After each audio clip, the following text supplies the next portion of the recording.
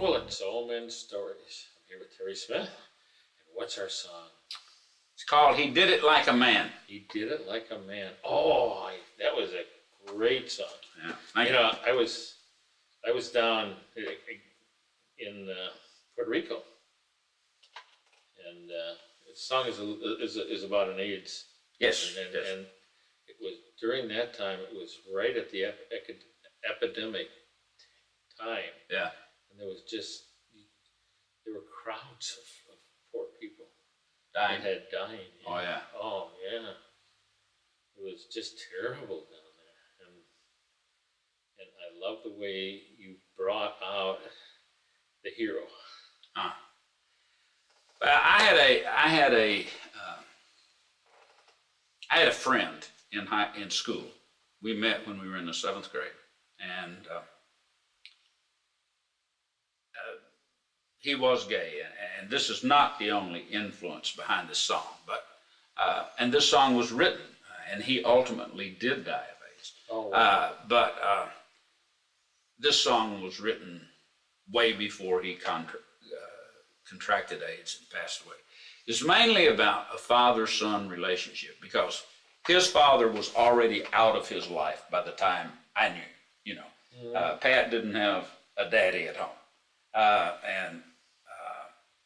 so it was just kind of about, you know, I witnessed this absence in his life, and so I kind of pulled those things together and tried to point out some of the inconsistencies, some of the stereotypical things that people have about gays, and how this father comes to understand that. And I try not to, you know, knock people over the head with it. When I took it actually to an AIDS foundation here in Nashville, and because I thought it would maybe help to bring an awareness. And a person who reviewed the song said, "Well, I don't think the father changes." And I thought, I don't think you listen to the song, you know? I agree. So, but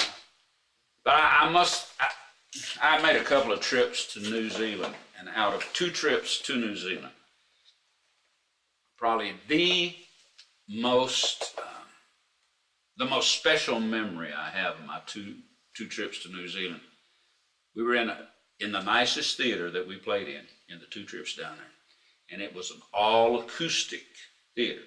You could not bring electrified instruments in there. They were very strict on that. No electric guitars, no electric anything.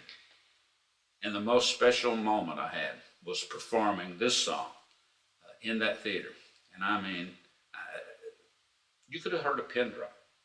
I mean, and a lady came up to me afterwards. She had a radio program in New Zealand. She said, "I want a copy of that album." So I gave it to her, and after I got back home, after some time had passed, she emailed me and told me that it was the most requested song on her radio station. It's a song that probably here in the States, they probably wouldn't touch it with a 10-foot pole. Yeah. Number one, it's about 5 minutes long, and secondly, it deals with a controversial subject. Yep. But I have had, if we had another 5 minutes, I could tell you some neat stories that people have come up. Just one quick one. A guy came up, we were in Nebraska, and before I even got out from behind stage, I was putting my guitar away. And the guy had tears in his eyes, rolling down his cheek. He said, "I will never think about this subject again like I've thought about it in the past." And to me, that's one of the cool things about songwriting. Isn't it? Yeah. So that's so nice. Yeah. You can flip opinion just with the right short combination of words. And songs are a short combination of words. Yeah. They're much more powerful than a poem. Poem do that, but people don't read them as consistently. When they hear a song, they listen to it more than a poem. Well, and at some of the festivals I go, I do songwriting workshops, and one of the things, sometimes people will come to me and say, "Well, here's a poem I've written. Can we make it into a song?" Well, sometimes it'll work and sometimes it won't. But I tell people, I said, poems are written to be read. Songs are written to be sung. And there's a difference. Just because something reads well doesn't mean it's going to sing well. No, you have to feel the beat when you do it. There is. Huh? There is. I've written poetry, and I can tell when a poem, when I like a poem that I know is going to be sung, I can feel it. I can feel the song in it. Yeah. Okay, and then most of my poems I can't. I can just feel the poem. Yeah, that's right. Yeah, so that's. And there's the thing called the delivery too.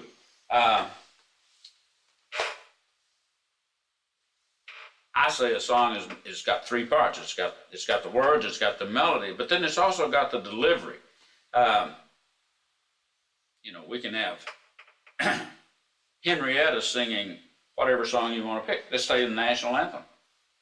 Have Henrietta singing the national anthem and it doesn't move me. And we have, Roy Rumlover over here, he sings it and it does move me. Well, the lyrics are the same and the melody is the same. Well, what's different? The difference is the presentation or the delivery, and that's just an element of a song. Mm-hmm. Now I forgot what was the song? He did it like a man. He did it like a man. Yeah. I'm glad you make mistakes too. Yeah, it's really cool when you get the author to do that. Right. We'll listen to You Did It Like a Man.